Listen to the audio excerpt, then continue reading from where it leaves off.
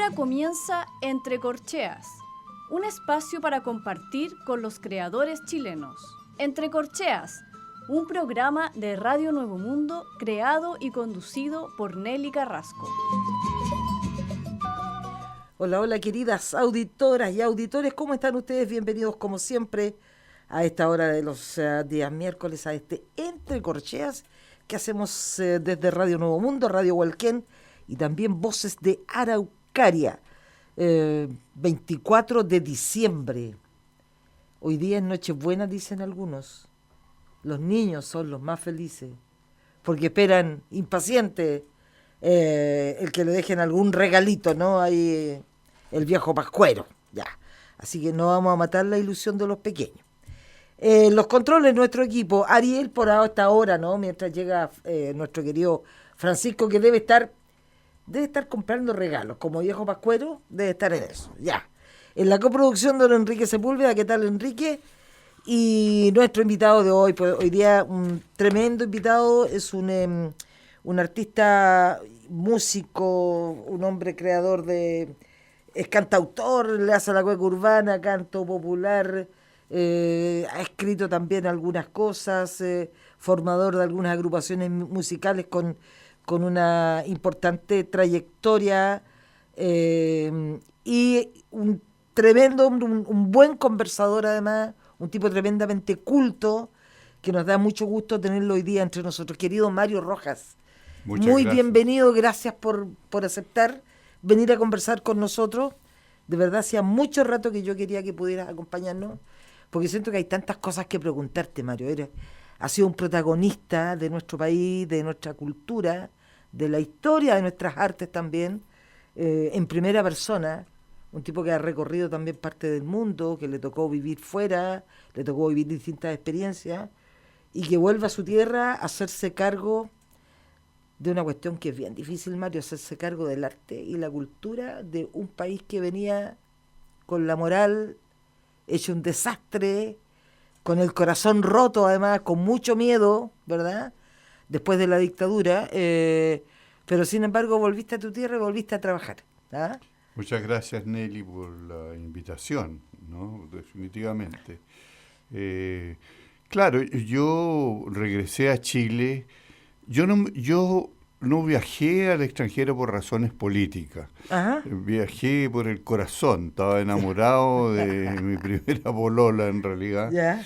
Que, mira, curiosamente, estudiábamos ambos teatro en el Instituto Chileno Soviético de Cultura. Ajá. Ella era un poco mayor que yo, unos 5 años, una cosa así, 6 tal vez. Y estaba planificando por razones económicas, su familia, etcétera, antes de conocerme prácticamente, viajar al extranjero, y Australia era una oportunidad. Ella era enfermera. Y bueno, cuando se fue a Australia, mi corazón quedó destrozado. Entonces viví el primer año de la Unidad Popular, y con mucha actividad, por supuesto, desde el instituto donde estábamos, porque había mucha actividad en esa época. Había teatro en las poblaciones, en las universidades. Había de todo. Todo. Había de todo en las poblaciones. Entonces, claro, con el corazón un poco partido, me fui para Australia con el proyecto de que íbamos a juntar plata, así, un proyecto medio hippie de esa época, que íbamos a juntar plata, íbamos a viajar por la India, qué sé yo. Y cuando llevaba un año en Australia, sucedió lo que todos sabemos, claro, el golpe de Estado. Sí. Entonces ahí como que la vida cambió, para siempre, para todos, y me demoré mucho en volver. ¿Cuántos años estuviste en Australia, Mario? Yo en Australia viví 11 años. 11 años, ya. Pero después viajé para otros lados. Ya, ok. Sí. Ya. Estuviste ahí patiperreando el mundo, ¿ah? Claro, como corresponde hacerlo. Mario, vamos a partir. Yo dije, a Mario hay tantas cosas que preguntarle, sabe de tantas cosas además. En algunos, para mí, tiene el grado de una expertise que pocos puedan tener. ¿Por dónde empiezo la pregunta? Ya voy a entrevistar desde lo más simple, Mario. Tu niñez, tu primer acercamiento a la música es a través de lo que se escuchaba en la casa, un familiar que tocaba algún instrumento. ¿Cómo te acercas al tema de la música? No, definitivamente la casa. Ya. O sea, yo soy una familia que amaba la música popular. La radio era un elemento fundamental en mi casa, pero además mi padre era guitarrista, entonces había muchas guitarras en la casa y mi papá era guitarrista, era un bohemio además también. Ya. Y entonces, claro, salía mucho, entraba y salía con los amigos, las guitarras y todo eso. Nunca me enseñó mucho, pero yo fui aprendiendo de a poco con mis propios amigos y con las revistas y eso. Además, mi papá era funcionario de investigación, era Mira. detective, y bueno, jubiló el primer año del gobierno, ya mayor era mi papá, del gobierno de Frei Montalva. 64. Claro, por ahí 64, 65. Ajá. Y se dedicó a puro guitarrear y a farrear, yo creo. Pero igual después,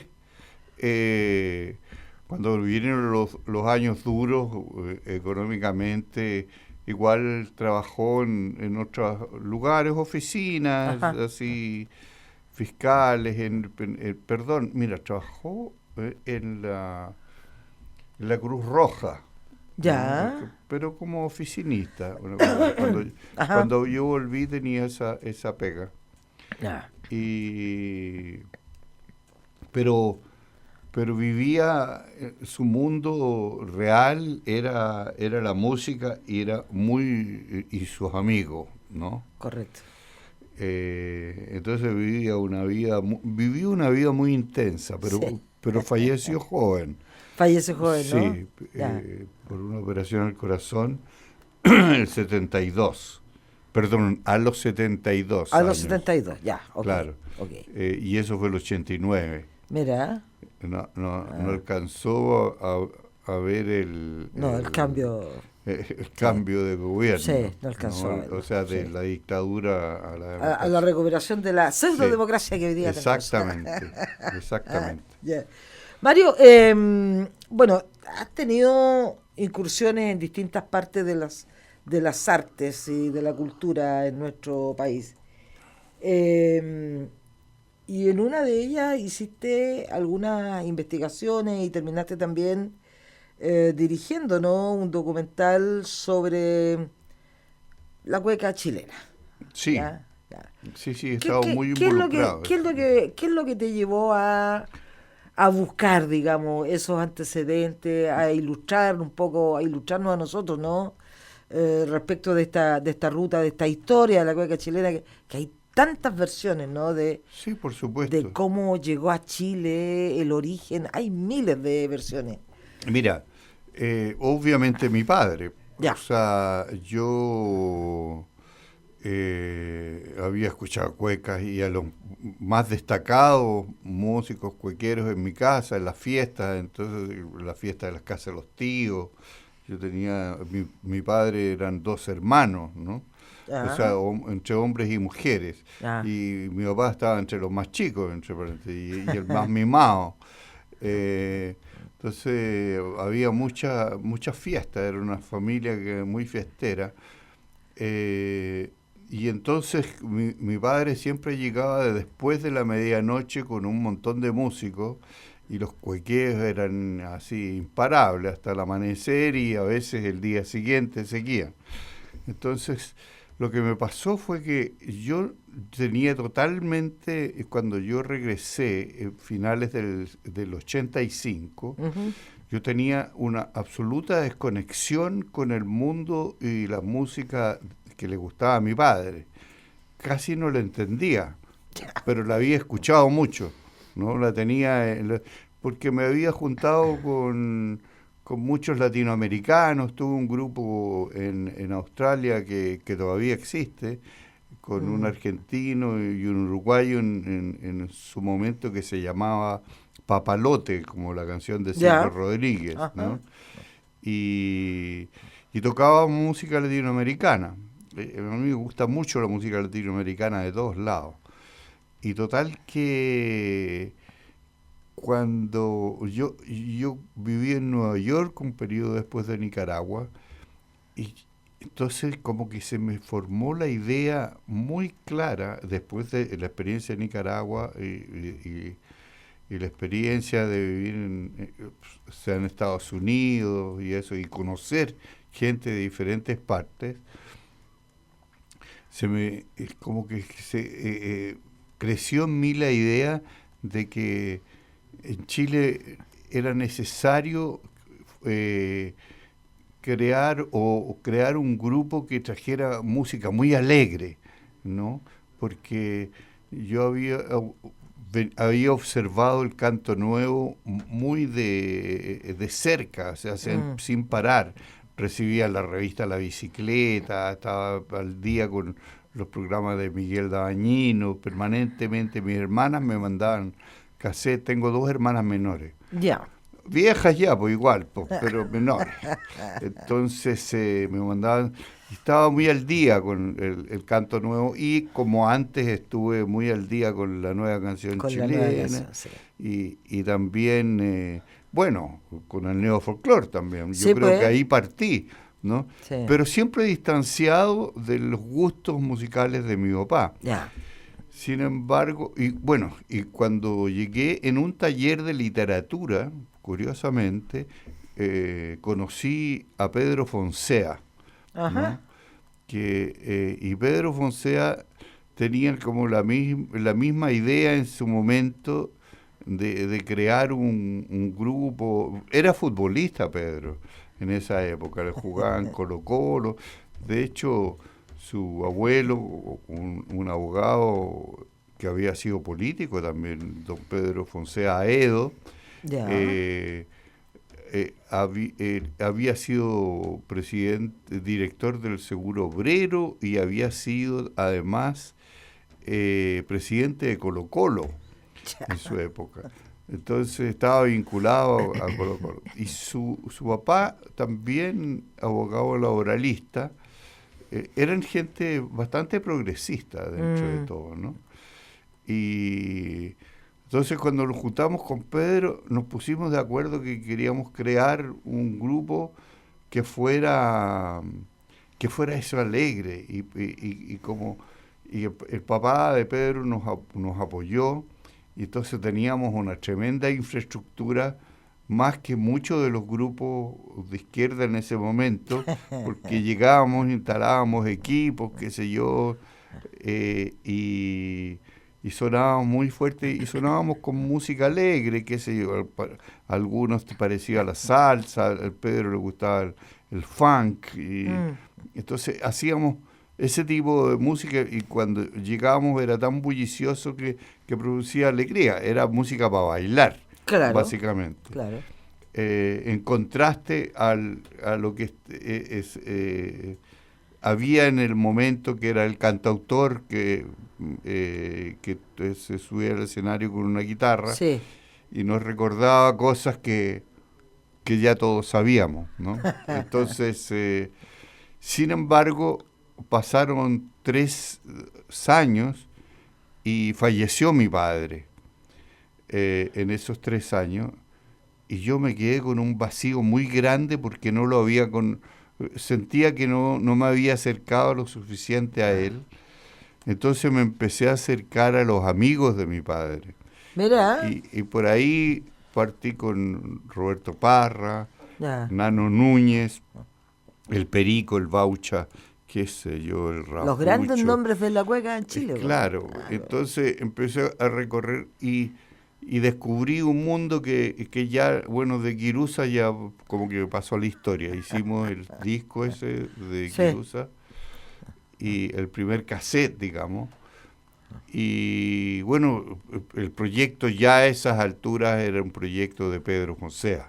No, Pedro ya tenía el control y el gusto de llevar adelante su propio proyecto. Y yo me fui por el lado de la cueca y la investigación y conocer estos personajes y descubrí un mundo extraordinario. Debe ser, ¿no? Simplemente extraordinario.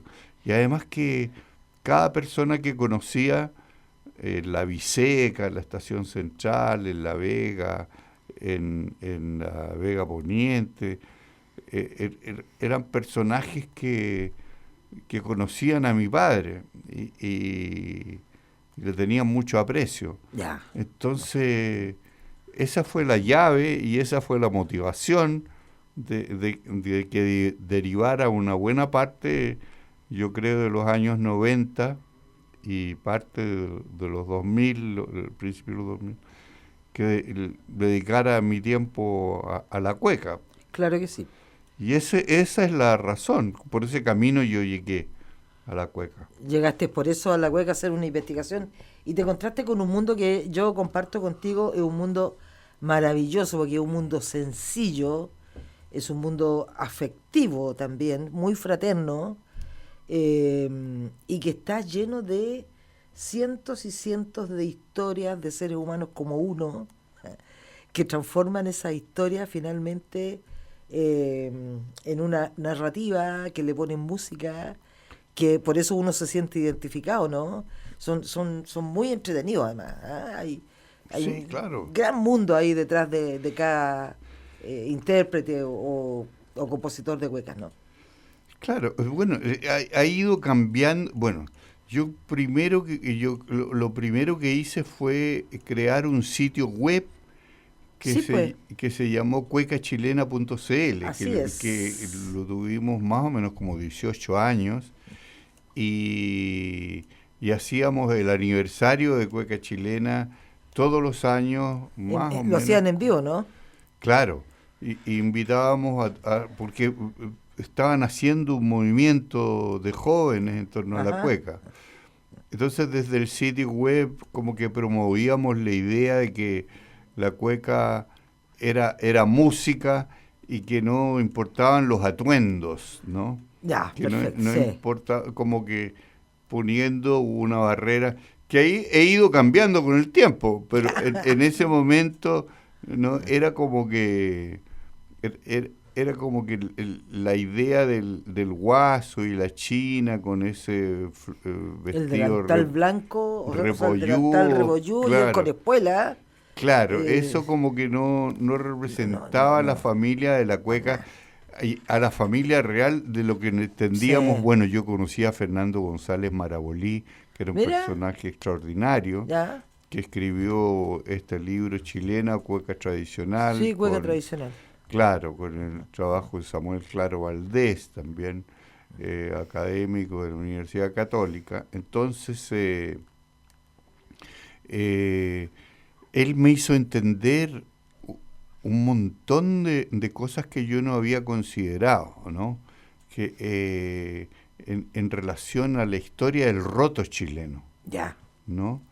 Y entender que hay una separación, un abismo muy grande cultural entre que tiene que ver con la lucha de clases, definitivamente, ¿no? Así es. El roto chileno es yo diría, que no es necesariamente el inquilino ni el peón del campo, sino que es una caricatura finalmente. Claro, el personaje del roto chileno nace a raíz de, en la medida que nace la República, y un poco antes, cuando empiezan las grandes obras del país, digamos, ¿no?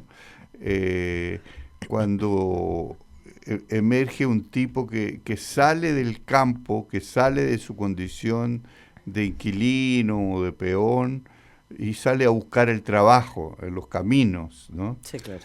Y y se convierte en el roto chileno. Sí.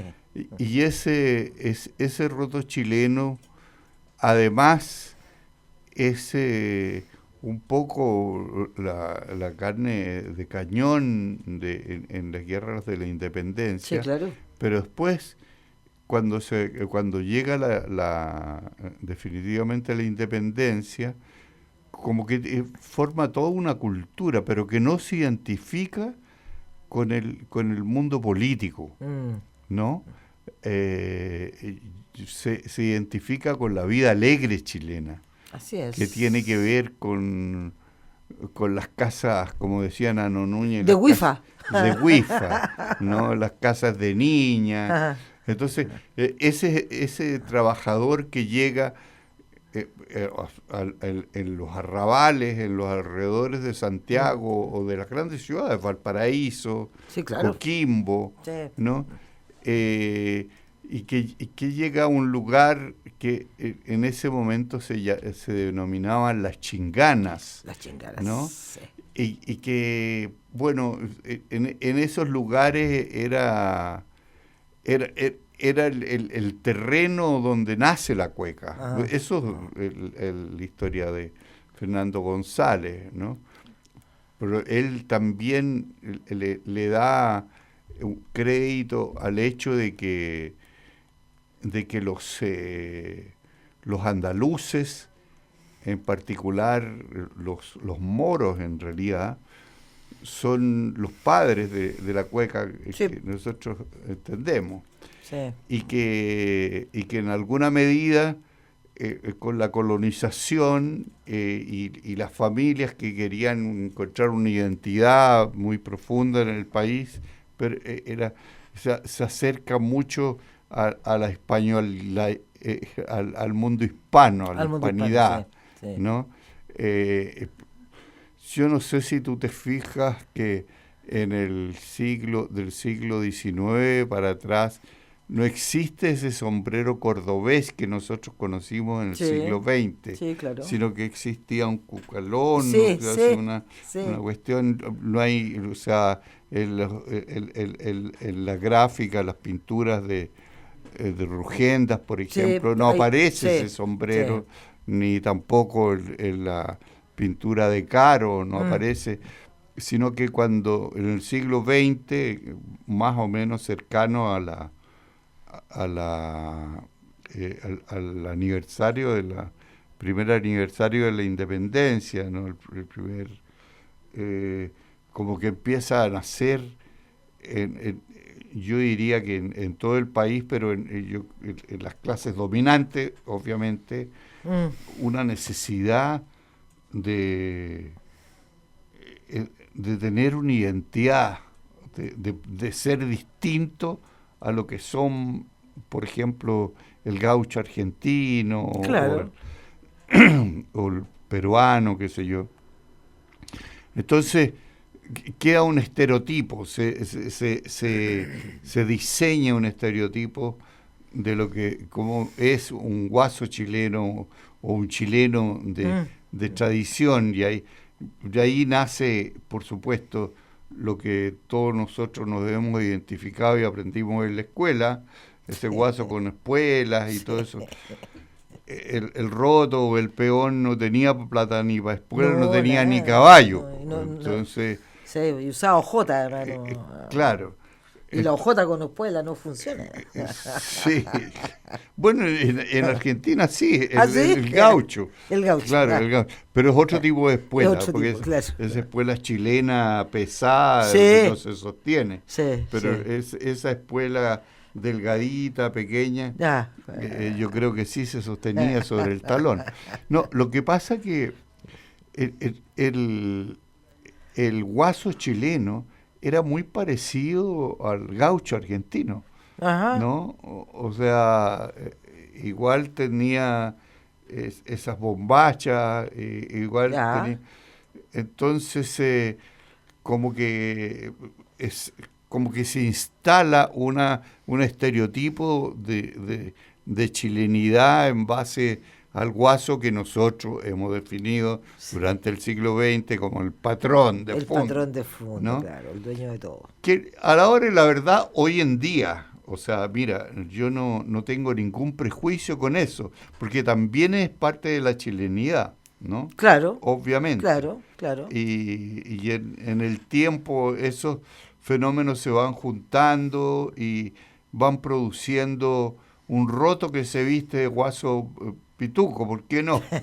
Sí, claro. Y eso también es chileno. O sea, sin embargo, fíjate, yo diría, sin extenderme demasiado, que hay una pequeña línea que en la cultura del roto, que es la cultura un poco del bandolero, ¿no? Del asaltante de camino, sí. También existe una pequeña línea divisoria con el obrero que describe o que forma Luis Emilio Recabarren. Porque Luis Emilio Recabarren como que conforma el concepto del obrero, del trabajador. Sí, claro. Que él mismo critica el hecho de que el obrero vaya a lugares. Esto yo un poco lo escribo en mi libro El que sabe, crónica personal de la Cueca Brava, ¿no? Claro, él mismo hace una crítica del lenocinio, ¿no? de la casa de niñas, ¿no? La casa de remolienda, porque el obrero se va a gastar la plata, y ese era el centro donde se bailaba cueca. Claro. Entonces, él al crear estas sociedades de obreros, como que empiezan a conformar otro tipo de música también, de ahí las estudiantinas, por ejemplo. Claro, ¿no? claro. Y ahí hay una división cultural. Y el roto la música del roto chileno queda un poco atrapada entre el desprecio que viene de la oligarquía, obviamente, porque la oligarquía siente un desprecio profundo por el mestizaje, ¿no? Ellos se sienten como raza europea pura, y también de nuestros compañeros que forman parte, puede ser el roto, esos que trabajan en La Vega. Claro. ¿Entendí? Trabajan en La Vega, en el Matadero, sí. ¿no? Como que hay una pequeña... Estas conclusiones y estas son el derivado de algunas conversaciones que yo, y lecturas también de Fernando González Marabolí, ¿no? Que Fernando como que perfila muy bien la historia del roto chileno relacionada a la cueca. Claro. ¿No? La cueca como música, como manera de cantar, como hay una cueca que dice pego el grito en cualquier parte. Sí, claro. ¿No?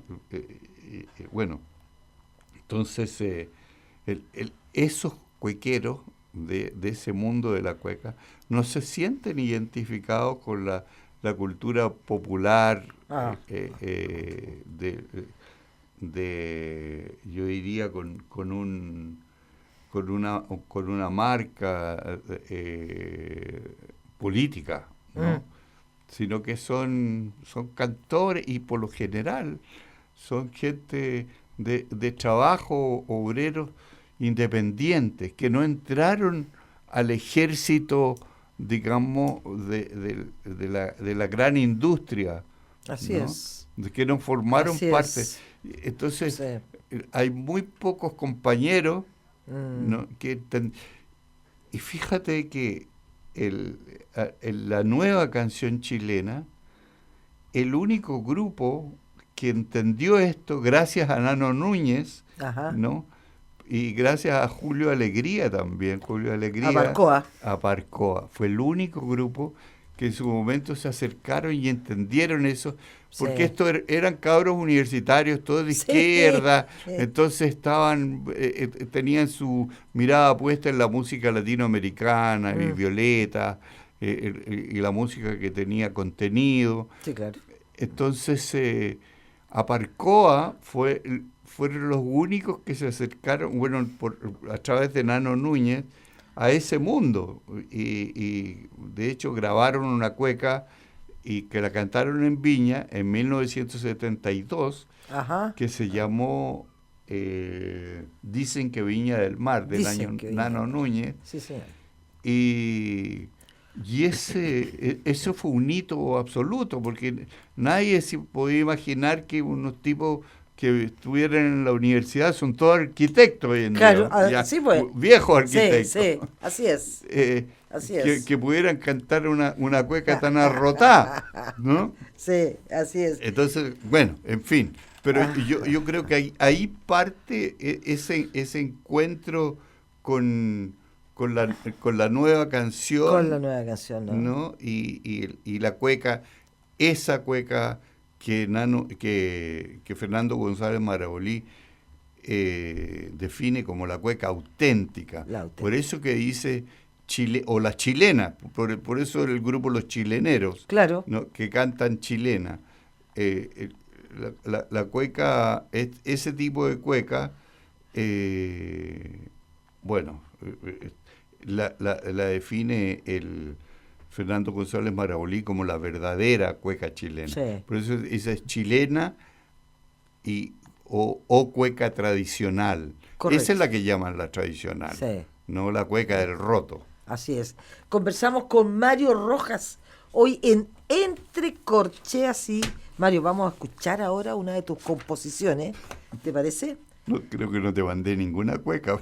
No me mandaste ninguna cueca, pero no importa si la gente conoce de tu trabajo. Pero esta es como una tonadita, ¿no? Ave de Luz tiene... Sí. Bueno, mira, tiene la estructura de los versos. Sí. Es de una cueca, pero está tocada de otra manera, como un poco mezclada con folk y con como una tonada, algo así. Este tema que vamos a escuchar ahora fue ganador del Festival del Guaso del Muez del año 2011. Exactamente. Así que te escuchamos, Mario, ¿te parece? Muchas gracias. Vamos. Mary.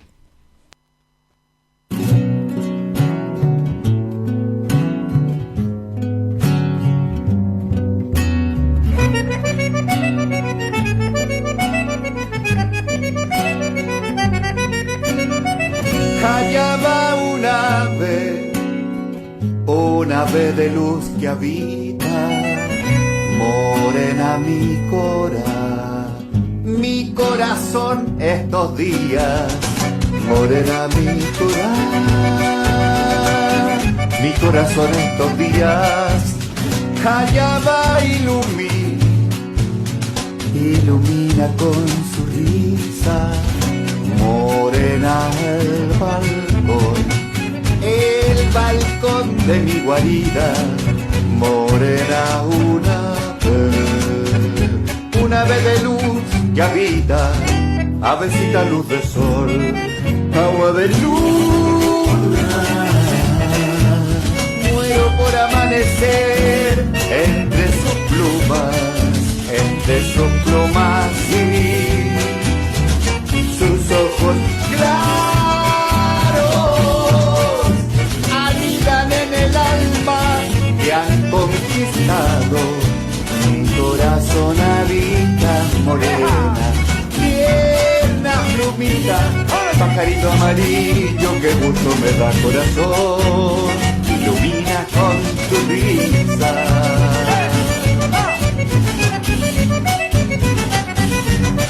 Ahora sí que sí, compadre.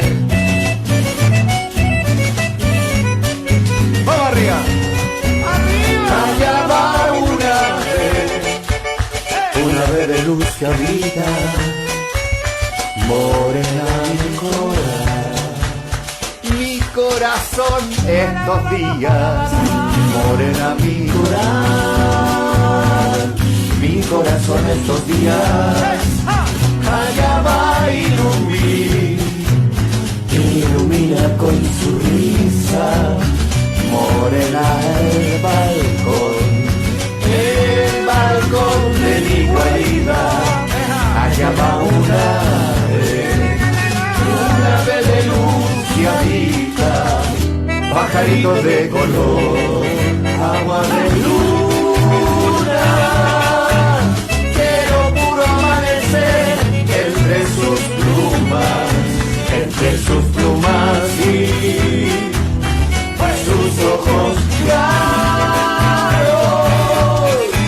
anidan en el alma que han conquistado, mi corazón habita morena, tierra plumita, pajarito amarillo que junto me da corazón, ilumina con su risa.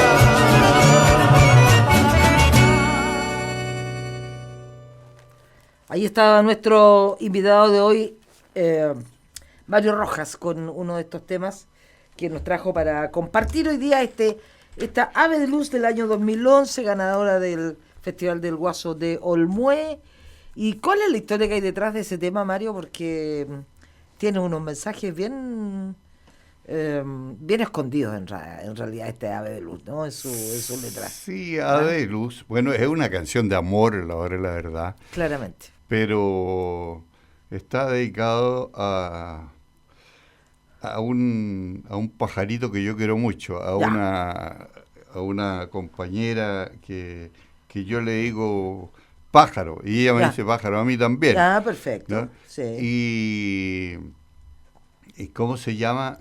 Entonces, bueno, yo escribí esos versos en el estilo de cueca, pero cuando empecé a ponerle música, me di cuenta que era muy fome hacer una cueca común y corriente y empecé a trabajar otro tipo de progresiones y terminó siendo la canción que es, ¿no? Pero yo creo que una de las cosas más significativas que tiene la canción es los músicos que me acompañan, que es Ignacio Hernández en el acordeón. Gran acordeonista. Claro, está también Felipe Bravo en la guitarra, tremendo. Está Cristian Cáceres de los santiaguinos, y Federico Faure, que es el bajista del Grupo Congreso hoy en día. Correcto. Entonces, claro, suena muy bien y suena una cuestión muy de vanguardia, muy ¿no? Que rompe los esquemas. Pero bueno, así son.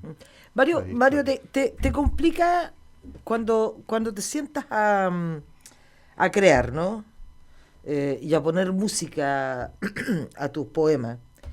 ¿Te complica esto o es un gusto para ti, una delicia? Yo creo que es una delicia.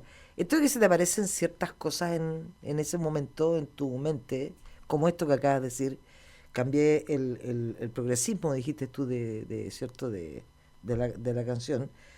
Pero yo he visto que en muchas de tus creaciones pasa eso, como que uno espera en la entonación de la canción que vaya un alto y no va un alto, por ejemplo. Está la palabra cortada y después aparece otra cosa y después... O sea, hay un juego permanente ahí tuyo en la creación, ¿no es así?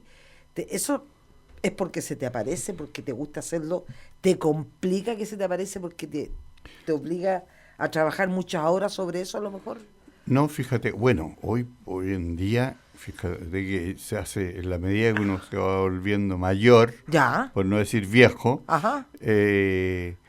empieza a ser cada vez más difícil crear algo nuevo, ¿no? Porque uno mira alrededor y ha evolucionado tanto la música que uno siente, pucha, ¿qué voy a hacer ahora? Porque en el momento que uno hizo las canciones que hizo, eran muy originales, muy especiales, tenían su rareza, algo así, tanto en letra como en música. Pero, mira, yo creo que aprendí a hacer canciones, siempre lo he dicho, lo he reconocido con orgullo y con gusto, viviendo en Nicaragua, ¿no? Ya. Porque aprendí, yo creo, escuchando a Salvador Cardenal del dúo Guardabarranco. Sí, Guardabarranco. Sí, a Salvador Bustos, Danilo Norori, gente que, bueno, la misma Katia Cardenal también. Sí. Yo observaba que ellos se preocupaban mucho de hacer una secuencia de acordes. Ya. Primero la música. Ok. Estaba la música y en torno a la música iban haciendo la canción, iban haciendo la letra. No es que se sentaran y escribieran una letra Y después le ponían música. y después le ponían música. Ya, ok. Entonces, yo aprendí eso y dije, esta es otra manera, ¿no? Ajá. Y yo creo que casi todas mis canciones después de mi periodo de Nicaragua han sido así, ¿no? Me he preocupado de hacer una secuencia, unos acordes, qué sé yo, una progresión armónica, y ha ido naciendo una letra, pero no es que me haya sentado y escrito una Ya, letra. perfecto. Así. Okay. Entonces, por esa razón, muchas veces la letra como que está desconectada, Sí. ¿no? En los versos, Ah. porque me he preocupado más por la música. Está desconectada en cierta medida, porque si tú lo escuchas varias veces, te das cuenta que sí tiene una conexión poética, ¿no? Sí, A la hora de la absolutamente. verdad. Sí, así es. Pero yo creo que ese es el legado, ¿no? Ajá. De un movimiento que Salvador Cardenal, barquero, sobrino. De Ernesto Cardenal, Sí. llamó el movimiento Volcanto, Ya. ¿no? Y yo estuve en ese preciso momento, en el momento que nació ese movimiento, y conocí a todos esos cantores y bueno, aprendí mucho, sinceramente. Me imagino que sí. Se ha transformado eso, yo creo, sin quererlo, en la huella dactilar de la creación, ¿no? De si uno quiere identificar, a ver qué cosas de Mario Rojas, sin la voz de Mario Rojas, tal vez pudiera descubrir, ¿no? Por esta forma de la influencia que hay ahí aprendida en ese hermoso lugar de Centroamérica. Un desastre de Galán. ¿Qué es eso, Mario? Eso es muy divertido, porque también lo mismo. Yo quería hacer un bolero, muy bolero, Ya. y que, o sea, que contara de manera, yo dijera, muy dramática, ¿no? Lo que significa ser un bolerista y cantar. Entonces escribí esta canción, Un desastre de Galán, que era un tipo, y esto lo hice pensando un poco en una ironía, en algo. Mira lo curioso, ese tipo de sutileza irónica que tiene Eduardo Peralta, que yo admiro mucho. Hay dos personajes de la nueva canción que yo admiro mucho, o tal vez tres, pero dos por sobre todas las cosas, que es Eduardo Peralta y Hugo Moraga. Correcto. Y por supuesto Lucho Levet, que también tiene mucha importancia. Pero los dos que me han influido mayormente son Peralta. Entonces, cuando empecé a hacer... Que estuvo de cumpleaños ayer, ¿eh? Estuvo de cumpleaños, no alcancé a llegar. Ya, pero, en fin, le mandé saludos. Muy bien. Pero tú sabes que yo pensaba hacer ese tipo de ironía, pero yo no tenía la agudeza, porque Peralta hace también el ejercicio al revés. Sí, claro. Él escribe poesía y la musicaliza. Así es. ¿Entiendes?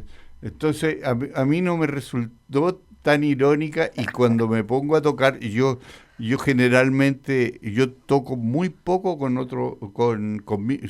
yo solo. Ya, okay. A mí me gusta tocar con músicos, entonces al final de cuentas, este bolero salió muy bolero, porque los músicos se toman las cosas muy en serio, Sí, claro. y perdió como toda la ironía, o sea que de decir que este tipo le pagan el motel y todo eso, que no, el desastre de Galán, como que pasa piola a la hora de la verdad, porque realmente es muy bolero, Ah. ¿no? Y tocan músicos que se toman muy en serio su trabajo. Entonces, evidentemente, yo no tengo esa capacidad de Peralta. De Peralta, ¿no? Es que tú no eres franciano como Peralta. Absolutamente. Ahí está. Claro, soy más nicaragüense. Soy más nicaragüense tú. Escuchemos este desastre de Galán de la autoría de nuestro invitado de hoy, el gran Mario Rojas.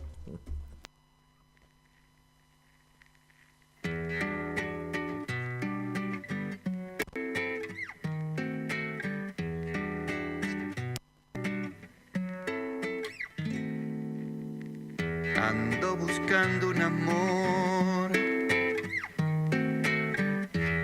que no me exija ser distinto, que no me deje en el camino, que abra conmigo los cerrojos sin reproches, sin enojos, al temporal que llevo dentro. Ando buscando un amor que me acompañe hasta el destierro, que invente un nido entre sus senos, que viva igual que yo los sueños, sin sobresaltos ni desvelos. Te ando buscando a ti y tengo en cuenta que me invitas el cine y el café. Te ando buscando a ti, no me doy cuenta, es que soy un desastre de galán.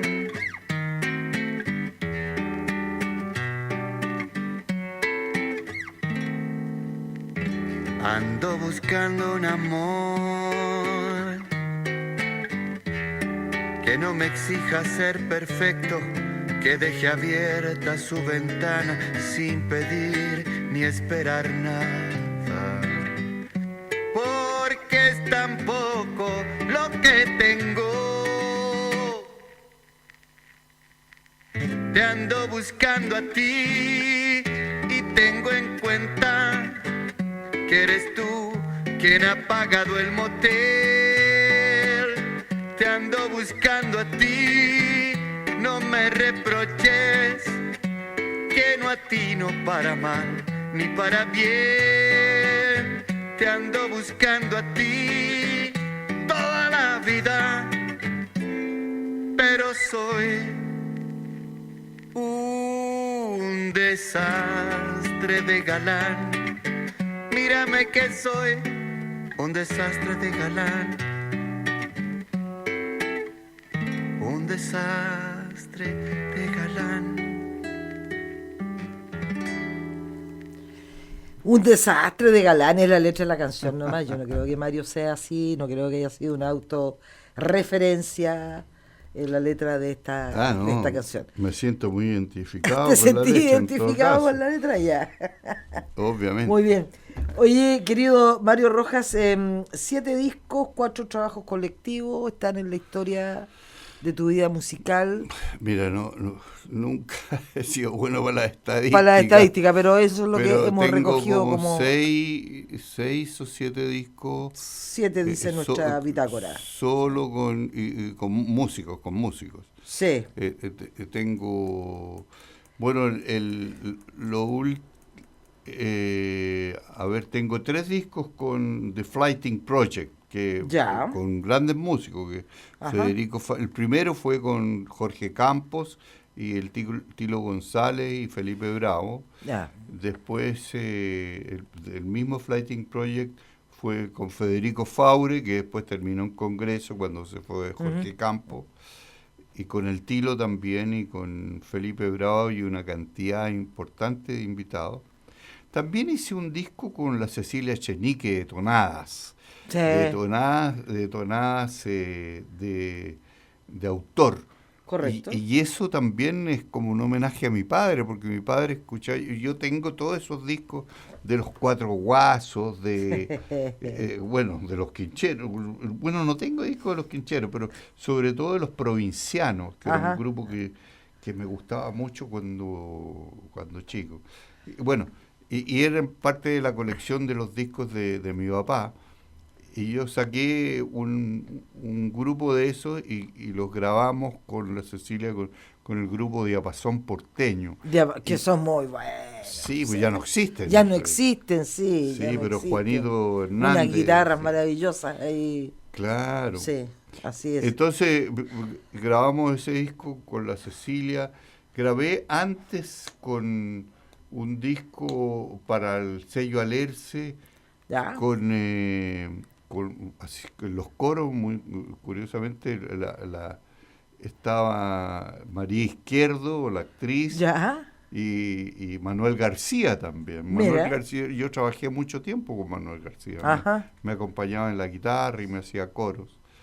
Qué sé yo, Simón Poblete también estaba Rodrigo Palma, estaba Gabriel Escármete, que era hijo de Antonio Escármete, que ahora vive en Alemania. Ese fue un grupo también que tuve en su momento. Yo creo que el primer disco solista que hice fue acompañado por Antonio Restucci y Juan Codech, que eran Juan Codech y Leo Cereceda también. Fue un disco muy bonito, sí. Pero los últimos años, no he grabado con ellos, pero los últimos años he tocado con La Feliz Ortiz, se llama el grupo, ¿Ya? que está compuesto por los hermanos Vázquez, que son de aquí, de Normal, pero no los hermanos Vázquez de allá de Vázquez, Punta Arenas. los hermanos Vázquez. Los hermanos Vázquez, que tienen un grupo muy conocido hoy día, que son la Nueva Imperial. Porque viven ellos en calle Nueva Imperial. Imperial, sí. Sí. Y entonces toco con ellos dos y tocábamos antes con Felipe Ortiz. Y de ahí le pusimos el nombre Feliz Ortiz. Ajá. Mario, yo no puedo dejar de por lo menos mencionar y ver si hacemos algún intercambio pequeño sobre aquello, porque la hora ya nos comienza a billar. Eres consejero de la Sociedad Chilena del Derecho de Autor, de la SCD. Así es. Pero además, en esta labor social y gremial importante que los seres humanos tienen que tener, y sobre todo, después de una definición que te escuché sobre la importancia que debe tener las artes para todas las personas, y dijiste, los que no consideran las artes en su vida, para mí son mediocres, dijiste. Ya, entonces en función de eso, además eres el presidente de la Unión Nacional de Artistas. Sí. Desde hace un tiempo, ¿ya? Esta organización que reúne a varias disciplinas artísticas. ¿Cómo es ser dirigente gremial en este Chile nuestro, que es tan bueno para torcer el camino, poiga? Claro, yo no creo que, no es fácil en el sentido que la gente, no la gente, sino que el país en general, en toda su infraestructura, tanto como en el pueblo, considera las artes como algo poco significativo, sí, ¿no? El arte y la cultura tiene ningún valor, sí, como que somos tan distintos a Argentina, por ejemplo, a México. México, Dios mío, Perú, incluso Colombia, Brasil, claro. Sí, claro. Imagínate, son países que producen música, que producen arte en general, en todo, y los artistas tienen mucha importancia. Aquí existe un monopolio indiscutido de la televisión que todos sabemos de quiénes son los dueños de esto, Además. ¿no? Y de la prensa, todos sabemos quiénes son los dueños de la prensa. Entonces, el concepto que nosotros conocimos como cultura, las secciones de cultura de los diarios, se cambió por espectáculo. Por espectáculo, ¿no? sí. Y la gente entiende cultura Como el espectáculo. como espectáculo, o sea que vale lo mismo o un tipo que anima un programa, ¿no? Ese es un artista por lo general. Claro. Yo me acuerdo claramente cuando María Izquierdo, en uno de estos grandes programas de conversación, ¿no? Cuando nacían estos, ¿cómo se llaman? Opinólogos. Los opinólogos, Sí. claro, sí, claro. María Izquierdo alguien dijo, no sé si era Quique Morandé o algo, dijo, bueno, nosotros los artistas. Y la María dijo, perdón, ustedes son artistas. Nunca más le invitaron a un programa Nunca más de le conversación. invitaron, es una falta de respeto. Pero claro, la gente entiende por artista Sí. un tipo que anima un programa de televisión y sin embargo no conocen a un Bororo o a un Sammy Mayor. Tienen qué sé yo, más mínima idea. ¿no? Y eso es muy curioso en Chile. Sí. Mario Rojas, te quiero agradecer, nos queda poquito tiempo. Te quiero agradecer que nos hayas acompañado hoy día y a nuestro público les quiero recordar que nuestro programa se retransmite en las distintas emisoras. En nuestra Radio Nuevo Mundo lo hace los sábados a las 11 a través de su señal online www.radionuevomundo.cl. Radio Huelquén lo hace los miércoles a las 20, los domingos a las 11 www.radiohuelquén.cl. Radio Voces de Araucaria, sábados 20 horas, domingo 13 horas, a través de @radio Voces de Araucaria. Y el abrazo, como siempre, de cada semana para nuestros queridos amigos de Radio Víctor Jara de Estocolmo, que repite nuestro programa los jueves a las 18 horas, www.radiovictorjara.com. Ahí para que mandemos saludos, ¿cierto? No, qué hermoso. A los que nos escuchan afuera. Sí, los de afuera y los de adentro también. De afuera y los de adentro también. Eso es. Oye, querido Mario, mira, nos envían nuestros amigos de Librería Aquila, todas las semanas nos manda un libro de regalo para el invitado, Los ojos de la impunidad, María Rosa Verdejo Rodríguez, a ti que te gusta leer tanto. No, Y que además que era un tipo creativo. Me encanta. Más de alguna cosa este va a regalo, aparecer de ahí. me encanta. ¿Ya? Y como si fuera poco, a los que vayan a comprar a Librería Aquila a través de su página web www.libreriaaquila.cl, si mencionan nuestro programa tienen un 10% de descuento. Pero ese regalo no viene solo, Mario, porque mira, nuestros amigos de Radio Hualquén, para que puedas tener una lectura grata con un cafecito al lado, pero un tecito, no sé. no lo puedo Mire, creer. aquí un tazoncito con los logos de la radio, del programa, Muchísimas para gracias. que te acuerdes de nosotros, de esta conversación. Muchas gracias. Y que lo puedas Nelly. pasar muy bien. Mario, te dejo los micrófonos de nuestro programa y de nuestra emisora para que te puedas despedir de nuestros auditores. No, Nelly, mira, estoy infinitamente agradecido por tu invitación. He estado muchas veces en la Radio Nuevo Mundo, en Sí. las diferentes, en los diferentes lugares donde ha estado la radio. funcionado la Sí, radio, sí. ¿no? Pero esta ha sido una entrevista muy cordial y que me ha permitido explayarme libremente. Tal vez se me pasó la mano hablando mucho, podría haber sido más corto. Tranquilo. Pero te agradezco muchísimo, muchísimo haberme invitado y para todos tus auditores un gran abrazo y bueno, pues ya comienza un nuevo año. Sí, señor. Y que este año sea un año de lucha. Sea de lucha, que no hay otro camino, parece. Ya.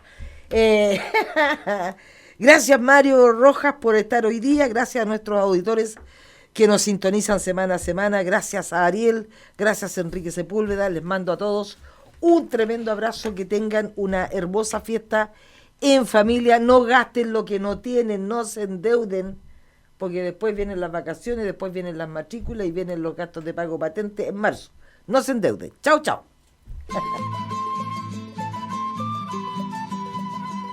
Aquí termina Entre Corcheas, un programa de Radio Nuevo Mundo creado y conducido por Nelly Carrasco.